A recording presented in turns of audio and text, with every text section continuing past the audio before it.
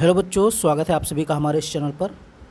बच्चों, हम लोग बीए 5th सेमेस्टर का इतिहास पढ़ रहे थे और इसमें हम लोग उग्रवादी राष्ट्रीय आंदोलन पढ़ रहे थे। ठीक है, जो कांग्रेस का उग्रवादी आंदोलन था वो हम लोग पढ़ रहे थे। मैंने आपको बताया था कि जो कांग्रेस है उसकी दो शाखाएं थीं, एक उग्रवादी नेता और एक उदारवादी नेता। तो उग्रवादी नेता या उग्रवादी चरण या इसी को उग्रवादी कांग्रेसी आंदोलन कहते हैं, वही हम लोग पढ़ रहे थे। उसी के आगे हम लोग शुरुआत करते हैं। आज हम लोग पढ़ेंगे राष्ट्रीय आंदोलन में उग्रवादियों का योगदान क्या रहा। ये कई बार पूछा जाता है लॉन्ग क्वेश्चंस के रूप में कि इनके उपलब्धियों को बताइए या इनके योगदान को बताइए, इन्होंने राष्ट्रीय आंदोलन को क्या दिया। तो प्रारंभिक कांग्रेस के नेताओं ने जन जागृति के क्षेत्र में महत्वपूर्ण कार्य किया था। उन्होंने भारतीय जनता को विदेशी शासन की बुराइयों बताई। ठीक, पहला उन्होंने क्या किया, अगर आप संक्षेप में लिखना चाहें शॉर्ट में तो यही बताएंगे कि उन्होंने विदेशी शासन की बुराइयों को बताया। भारतीय जनता से बताया कि विदेशी शासन में क्या क्या बुराई हैं और देशभक्ति भावना का विकास किया। दूसरी बात ये आप लिख सकते हैं। फिर उन्होंने भारतीयों की राजनीति के क्षेत्र में प्रशिक्षण दिया। यानी जो शिक्षक थे भारतीय, ऐसे शिक्षक जो भारतीय थे, उनको राजनीति के क्षेत्र में कैसे उतारा जाए इसका प्रशिक्षण भी दिया। यह संगठित राजनीति का प्रथम चरण था। अंग्रेज शासकों ने उनके साथ दुर्व्यवहार किया, उनकी मांगों का उपहास किया। स्वाभाविक था कि स्वाभिमानी भारतीय इस अपमानजनक स्थिति को स्वीकार करने के लिए तैयार नहीं थे। वे संघर्ष के द्वारा अपने अधिकार प्राप्त करना चाहते थे। तो सबसे पहली चीज़ आपको नोट करना है कि जो उग्रवादी थे वो अपने अधिकारों को कैसे प्राप्त करना चाहते थे। हाथ जोड़कर नहीं, प्रार्थना करके नहीं, वो संघर्ष करके अपने अधिकारों को प्राप्त करना चाहते थे। और उनका उद्देश्य सुधार नहीं था, वो सुधार नहीं चाहते थे, वो स्वशासन चाहते थे, यानी अपना शासन चाहते थे। अब इसमें आप पहला हेडिंग अगर लगाएं तो लिखेंगे जन जागृति। सबसे पहला काम इन्होंने क्या किया, जनता को जगाने का काम किया, यानी अंग्रेज़ों की बुराइयों के बारे में जनता को बताया। उग्रवादियों ने भारतीय जनता को बताया कि उनकी निर्धनता का कारण ब्रिटिश शासन था। जो भारतीय जनता है वो गरीब क्यों होती जा रही, क्योंकि ब्रिटिश उसका शोषण कर रहे हैं। इस शासन का उद्देश्य भारत का आर्थिक शोषण करना था। अतः उग्रवादियों ने भारतीय जनता को स्पष्ट कर दिया कि भारत के आर्थिक विकास के लिए विदेशी शासन को हटाना आवश्यक था। ठीक, कितना आसान है भाई। जो उग्रवादी नेता थे उन्होंने भारतीय जनता को बताया कि ये जो विदेशी हैं, ब्रिटिश सरकार है, ये हम लोग का शोषण कर रहे हैं, इसलिए हमारे देश में गरीबी और निर्धनता आ रही है। अगर हम इस ब्रिटिश शासन को अपने देश से भगा देते हैं तो हमारा आर्थिक विकास होने लगेगा। बंगाल विभाजन के समय इन्होंने बहिष्कार, स्वदेशी, राष्ट्रीय शिक्षा के द्वारा रचनात्मक कार्यक्रम भी प्रस्तुत किया और उन्होंने निष्क्रिय प्रतिरोध का व्यवहारिक रूप भी प्रस्तुत किया। निष्क्रिय प्रतिरोध का मतलब ये है कि हम हिंसा नहीं करेंगे। देखिए, उग्रवादी का मतलब ये नहीं है कि ये लोग हिंसा करते थे। एक चीज़ आप जान लीजिए, अभी हम लोग एक और आंदोलन पढ़ेंगे आगे, जिसमें हम लोग बात करेंगे क्रांतिकारी आंदोलन। तो जब क्रांतिकारी आंदोलन की बात होती है तो वहाँ पे जो क्रांतिकारी होते हैं वो हिंसा के माध्यम से अधिकारों को प्राप्त करने की कोशिश करते हैं। लेकिन यहाँ जो उग्रवादी है ये संघर्ष के द्वारा, मतलब जैसे धरना, प्रदर्शन, आंदोलन, बहिष्कार, स्वदेशी, इन सब तरीक़ों से अपना अधिकार प्राप्त करना चाहता है। किसी को मारने का उद्देश्य नहीं है। ठीक,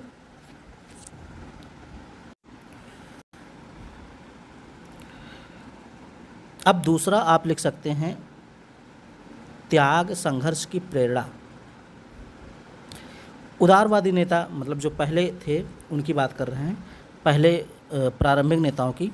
जो उदारवादी नेता थे वो कर्मठ संघर्षशील थे और उन्होंने भारतीय जनता का कुशल नेतृत्व किया। 1892 के अधिनियम के बाद से भारतीय राजनीति में निराशा आने लगी थी। इस अधिनियम ने उदारवादियों को भी निराश किया था। यानी जो 1892 का एक्ट आया था ब्रिटिश के द्वारा, ब्रिटिश ने कहा कि हम भारतीय प्रशासन में सुधार लाने के लिए लाए हैं, लेकिन इस एक्ट के द्वारा कोई सुधार नहीं हुआ, कोई लाभ नहीं मिला। और यहाँ तक कि जो उदारवादी नेता थे, जो ब्रिटिश शासन में न्याय देखते थे, हित देखते थे, उन लोग को भी लगा कि ये हमारे लिए कुछ नहीं है।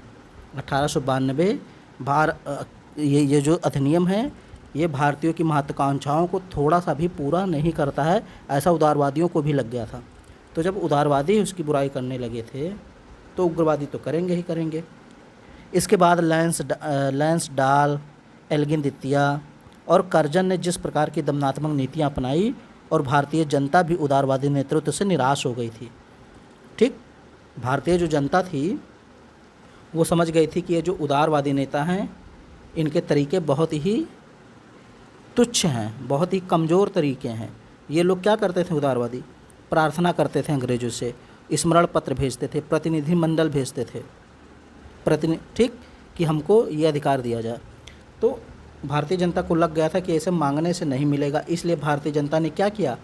उग्रवादी नेताओं को समर्थन देना शुरू किया कि कम से कम उग्रवादी नेता प्रार्थना तो नहीं करते हैं, वो कम से कम संघर्ष की नीति अपनाते हैं, आंदोलन करते हैं, धरना करते हैं, प्रदर्शन करते हैं, स्वदेशी अपनाते हैं, ब्रिटिश वस्तुओं का बहिष्कार करने की हिम्मत रखते हैं, स्वशासन की मांग करते हैं। इसलिए जो भारतीय जनता थी वो उग्रवादियों का साथ देने लगी। ऐसी स्थिति में तिलक, लाला लाजपत राय, बिपिन चंद्र पाल जैसे ओजस्वी नेताओं ने भारतीय जनता में आशा का संचार किया। उनके त्याग और संघर्ष का भारतीय जनता पर गहरा प्रभाव पड़ा। इस प्रकार उग्रवादियों ने समय की आवश्यकता को पूरा किया। यानी उस समय क्या थी? समय की आवश्यकता थी। उस समय उसी समय की आवश्यकता थी, यानी जिस चीज़ की आवश्यकता थी भारतीय जनता में, उग्रवादियों ने उसे पूरा किया। यानी कि संघर्ष के द्वारा, त्याग के द्वारा अपने अधिकारों को प्राप्त करने पर बल दिया। फिर तीसरा आप लिख सकते हैं स्पष्ट उद्देश्य और कार्यक्रम। अब जो उग्रवादी थे उन्होंने भारतीय जनता के समक्ष स्वशासन का स्पष्ट लक्ष्य रखा। मतलब सीधा सीधा एक लक्ष्य रख दिया कि हमको अपना शासन खुद करना है। उन्होंने सुधार की राजनीति या प्रशासन में भागीदारी को अस्वीकार कर दिया। उदारवादी चाहते थे कि धीरे धीरे सुधार हो और भारतीय भागीदारी बढ़े, लेकिन उग्रवादियों ने सीधे सीधे कहा हमको कोई सुधार नहीं चाहिए।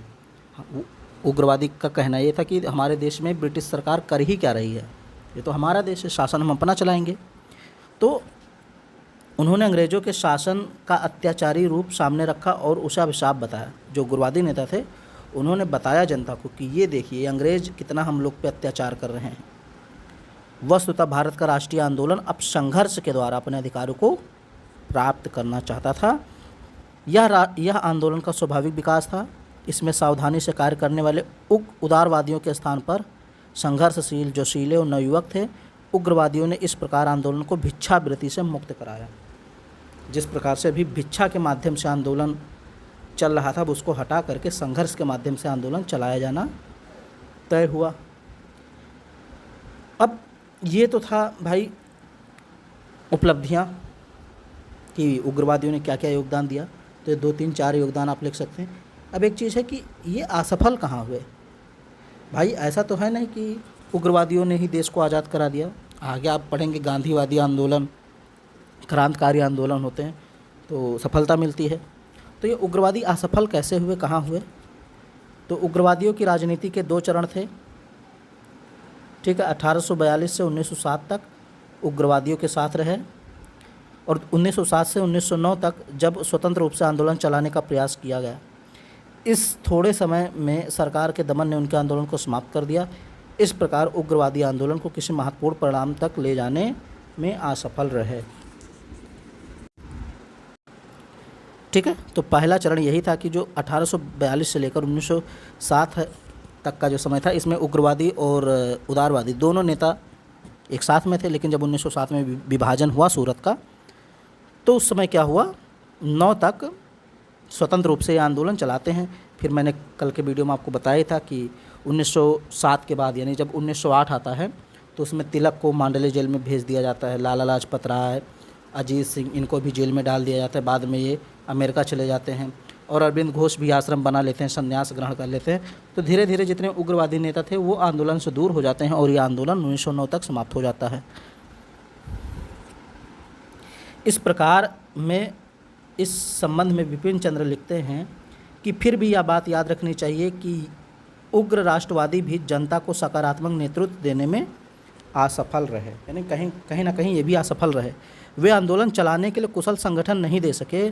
उन्होंने जनता को जागृत तो कर दिया, यानी जनता को जगा तो दिया, लेकिन यह नहीं समझ सके कि जनता की इस नई निकली शक्ति का उपयोग कैसे करें। राजनीतिक संघर्ष के नए रूप क्या हों। निष्क्रिय प्रतिरोध और असहयोग विचार पत्र बन के रह गए, विचार मात्र बन के रह गए, यानी ये जो इन्होंने आंदोलन किया वो बस एक विचारों तक ही रहा।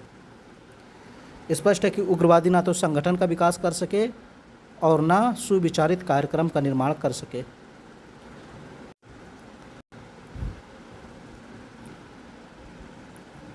उग्रवादियों की असफलता के अन्य कारण भी थे, जैसे उनका आंदोलन नगरों के निम्न तथा मध्यम वर्ग में सीमित रहा।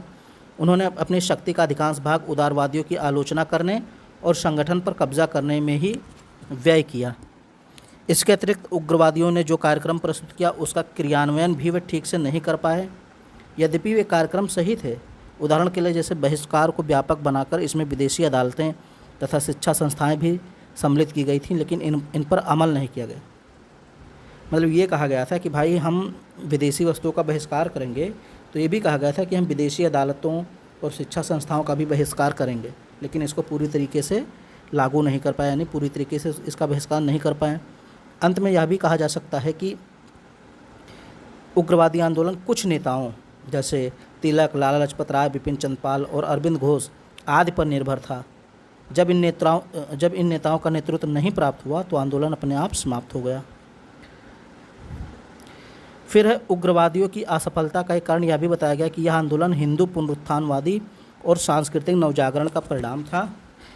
इससे हिंदुओं में देशभक्ति का अपूर्ण जोश आया, लेकिन मुसलमान इससे उदासीन हो गए। आगे हम जब स्वदेशी आंदोलन की बात करेंगे तो हम लोग देखेंगे कि इस आंदोलन में, ठीक है, 1905 के बाद जो आंदोलन हुआ उसमें हिंदू प्रतीकों का बहुत ज़्यादा प्रयोग किया गया, जैसे हिंदू देवी देवताओं की पूजा करना, उनकी शपथ लेना, वंदे मातरम का नारा लगाना, ऐसे बहुत सारे चीज़ें थीं जो हिंदुओं को तो एक साथ लाई, लेकिन मुसलमान इससे अलग हो गए। तो जब एक वर्ग इससे अलग हो गया तो धीरे धीरे आंदोलन कमज़ोर हो गया। जवाहरलाल नेहरू ने ही लिखा है कि उग्र राष्ट्रीयता सामाजिक रूप से निश्चित रूप से प्रतिक्रियाशील थी। वस्तुतः यह प्रश्न मुस्लिम सांप्रदायिकता से जुड़ा था, जो 1885 से ही राष्ट्रीय आंदोलन से पृथक था, और उस समय हिंदू पुनरुत्थानवादी प्रभाव कांग्रेस में नहीं था। फिर भी उग्रवादियों की उपलब्धियां विशेष रूप से उल्लेखनीय हैं और उन्होंने आक्रामक राष्ट्रवाद स्थापित किया, आम त्याग के उदाहरण प्रस्तुत किए, आंदोलन को आम जनता तक लेकर गए। उनके आंदोलन से अंततः बंगाल का विभाजन हुआ और ब्रिटिश सरकार को घोषणा करनी पड़ी कि भारत में उनका उद्देश्य स्वशासन स्थापना है। यानी ब्रिटिश ने कहीं ना कहीं ये बात मान ली कि हाँ, हम भारत में स्वशासन की स्थापना करेंगे।